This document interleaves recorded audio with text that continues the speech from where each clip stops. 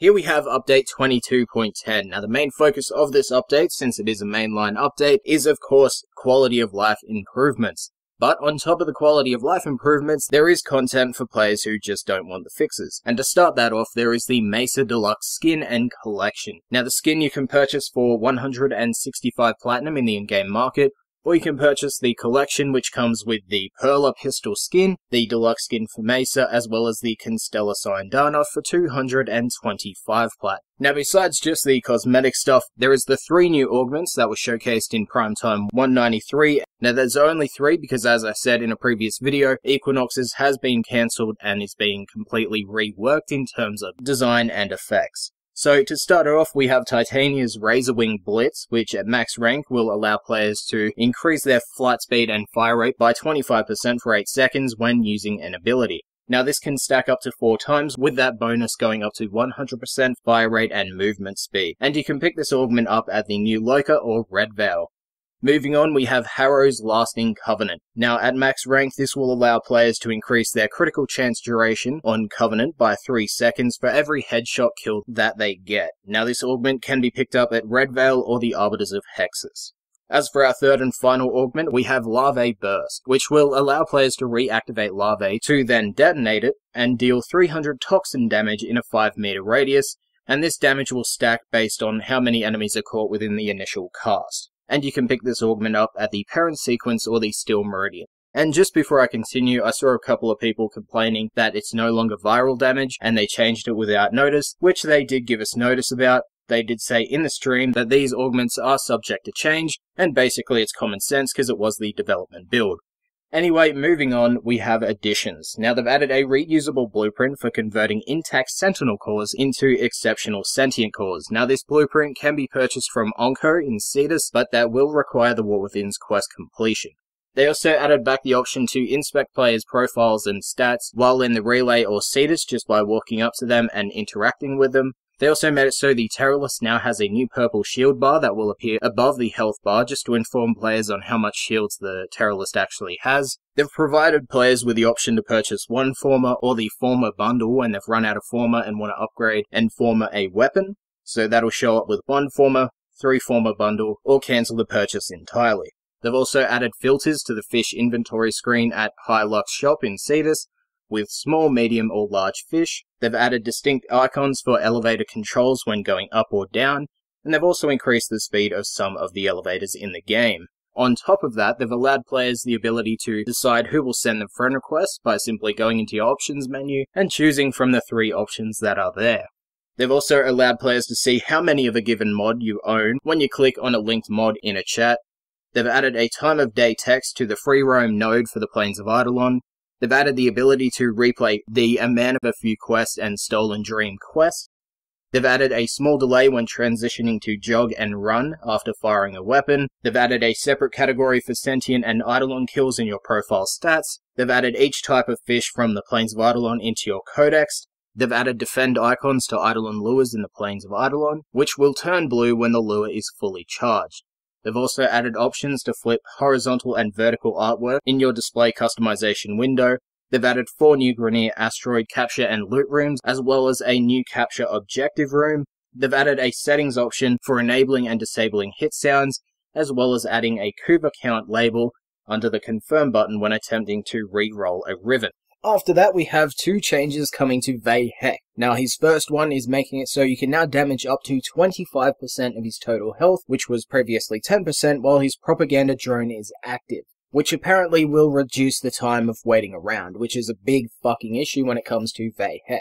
And they've also reduced the base armor of Vayhek in his Terra frame from 225 armor to 200. After that, there's 3 changes with the Ghoul Bounties. First off, they've heard your feedback, and as stated in This Week in Warframe, the Grineer lore fragments have had an increase to their drop percentage in the bounty rewards. Also, they've made it so the Grineer lore fragments now drop from the Grineer Ghoul units themselves, and to increase the incentive for the Ghoul Bounties, they've also added 19 Cetus Wisps and the Breath of the Eidolon to the drop tables of those bounties. Moving on to changes, which there's a lot. They've made it so Equinox's Nightform men now regenerate shields of allies as enemies are killed within its range. They've increased the drop chance of intact sentient cores from Vonvolus to 100%. They've updated the description of the Quath Grip to properly inform people on its stats. They've updated the description on Zor balances to say Link instead of the counterweight. They've removed the Mastery Rank 2 requirement from the Mark 1 Furus.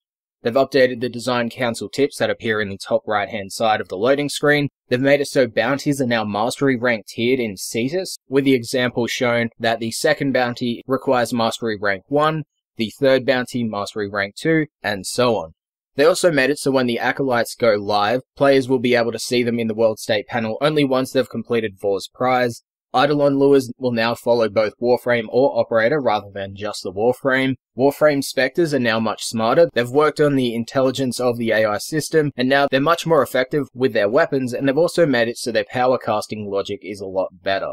Now what they said, this is a quote, virtually every power is now castable with only a few exceptions. Spectres cannot cast the following abilities: Vauban's Mind Layer, Avara's Zipline, Titania's Razorwing, Necros's Desecrate, and Shadows of the Dead, Excalibur's Exalted Blade, Valkyr's Hysteria, Wukong's Primal Fury, Cloudwalker and Defy, Atlas's Petrify and Tectonics, Limbo's entire kit, and finally Zephyr's Dive Bomb. So there's a little update to Spectres for those who use them.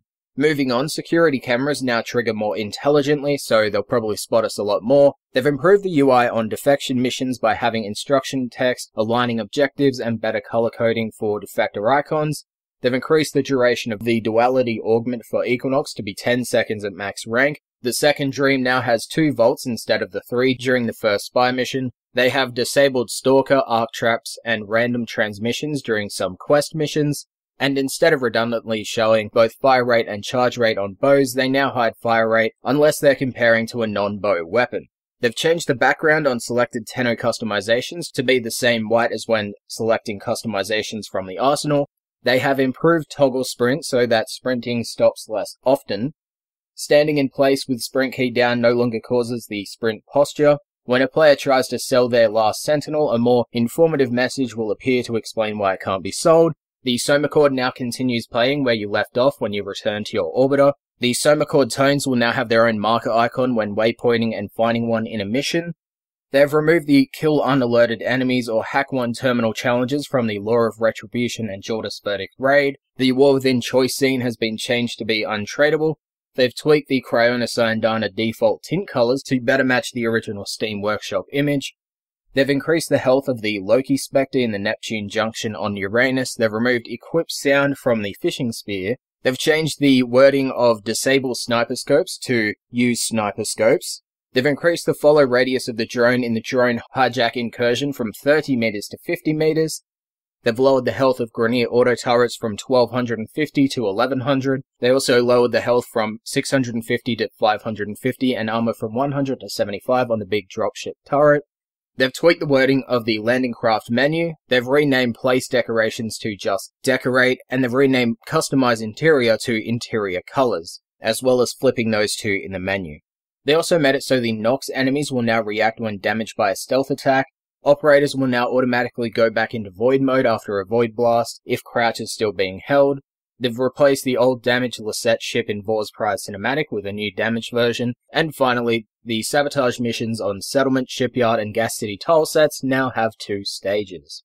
Their fixes are of course on the screen, or the link to the full forum post will be in the description. You can read it here or you can read it there. Let me know what you think about the augments or these quality of life changes, as well as the Mesa Deluxe Skin in the comments section below. Thank you for watching, and I'll see you guys next time.